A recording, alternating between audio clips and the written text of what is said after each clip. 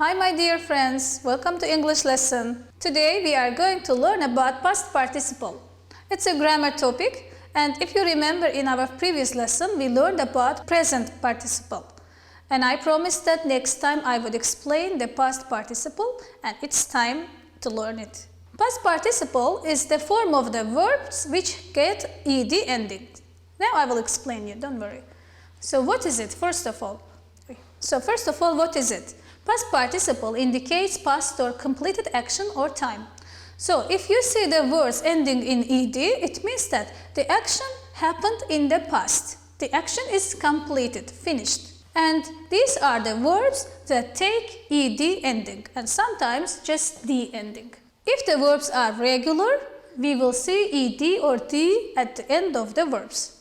But if the verbs are irregular, we will change them from the root to get the past participle forms. Now I will give you details and examples for the regular verbs and for the irregular ones. First of all, let's see some examples in regular verbs. We are actually going to make them ourselves. Here the words are given, regular words, and we are going to make past participle of them. If you remember, I told that we will add ed or just d. I will tell you when to add d and when to add ed. So let's look at the first word, work. We will add ed here, worked.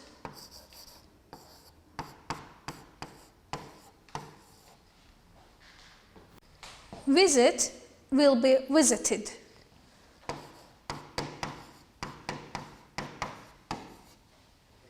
And the next word, like, we will add only d because the word itself has got e in the end. So because of this e, we will add only d. We will say liked. The word move is the same as like because it also ends in e. So that's why we are just going to add d to the end of this verb. Moved. And there is another rule here, study. If the word ends in y, we are going to change y into I and add ed. Study will be studied.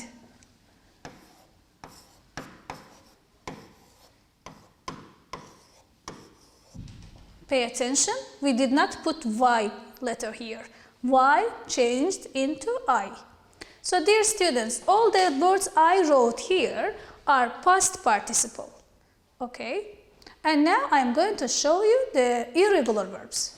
You know, irregular verbs are the words that have their own past forms. They don't take ed ending, but they change from the root. They change completely. So the past participle form of speak will be spoken.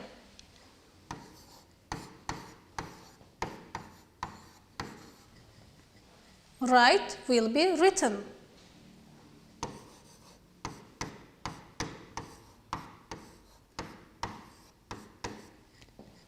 Take, taken.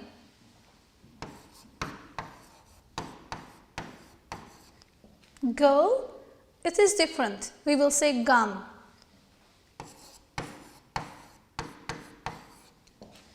And see will be seen. So as you see, these verbs are irregular. They don't take ed ending, they just change from their roots. We have to memorize. In all the books or on the internet, you can find the list of irregular verbs and learn them. And now, dear students, I am going to teach you where, when, and how to use the past participle. Why do we need them? So let's learn. Don't worry, there are some rules. They are easy, basic. I am going to explain them to you in an easy way. The past participle can use to form a verb phrase as part of the present perfect. From the previous lessons, you know the present perfect, right? How do we form present perfect? We use have or has plus verb 3. I'm going to call it verb 3. It is also called past participle, the subject we are learning today. Okay? The third form of the verbs. So we need the third forms. For example, speak, we need spoken, written, gone, the third form of the verbs, which are called past participles. So, the first place to use the participles is present perfect. If you want to know present perfect very well, you need to know the list of the irregular verbs and their past participle forms. Let's see the examples. I have learned English. You know, present perfect is used for the actions that happened in the past but still has connection with today. So, I have learned English. It means that I've learned and I still can learn more. I'm still alive, I'm still here, so it has connection with today. Or, we have lived there for 3 years. So, in the past, we started to live there and we are still able to live there. And we still are alive, we can go there again, we can live there again. And another example, I have seen this movie before. It's also present perfect. Present perfect is when the action happens in the past, but we don't know at which exact moment. In present perfect, not the time, but the result is important. We don't care about when it happened, but we care about the result. Have you seen this film or not? Yes, I have seen this film. And the last example, it has rained all day long. So dear students, all these underlined words, learned, lived, seen and rained, are used in past participle. Another place to use the past participle is passive voice. Let's remember the structure of passive voice. In passive voice, dear students, we use the verb be plus verb 3. Verb 3 is my way of calling past participle, okay? It's participle 2, let's say. Verb 3 or participle 2, it is the same thing, okay? So it is short, that's why I usually use verb 3 to make it easy for my students to remember. So, because in passive voice we need verb be and participle 2, so we will need to know that third form of the verbs are used in passive voice. Like in the examples, let's see. Her hair was well brushed. Okay, you see this is was, it's verb be. And brushed is verb 3, participle 2. And why do we call it passive voice? Because the doer of the action is not known. We don't know who did the action. Who brushed her hair? We don't know. Maybe her friend, maybe her mom or herself. So in passive voice, it is not important who does the action. It is important what was done. Next example. The door was quietly opened. Again, was is the verb be in the past form and opened is verb 3. The door was opened. We don't know who opened the door. This is why it is called passive voice. Her room is cleaned every day. Is verb be, cleaned is verb 3. Pay attention. In all these verbs, we have third form of the verb. Ed here, ed, you see? The plants were watered. Again, were watered. Ed here, because we need past participle. The car is washed the same way, is washed. So in all sentences, you can see this structure. Verb be plus verb 3. Please keep this in your minds and make your own examples all the time. This way you will strengthen your knowledge. The words in past participle can also be used as an adjective. Okay, they can function as adjective in the sentences. Let's see the examples. He had a broken arm. Broken is verb 3, third form of the verb. Okay, but here it is used as an adjective.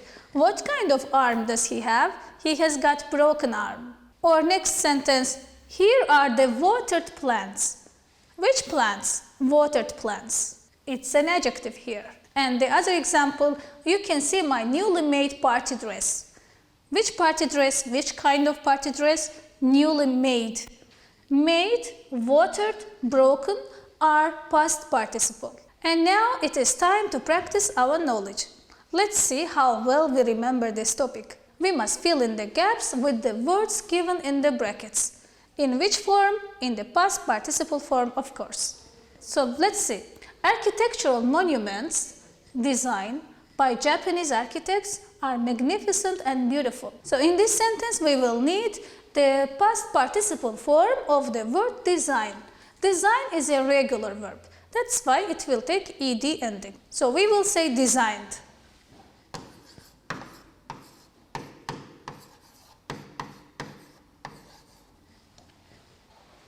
Let's look at the second example. Music composed by the Azerbaijani composer Üzeyir Hacıbeyli is charming and fantastic. It really is. And now we have to put the word compose in the past participle form. This is also a regular verb. What do we do to make regular verbs in past participle? We add ed. So we will say composed.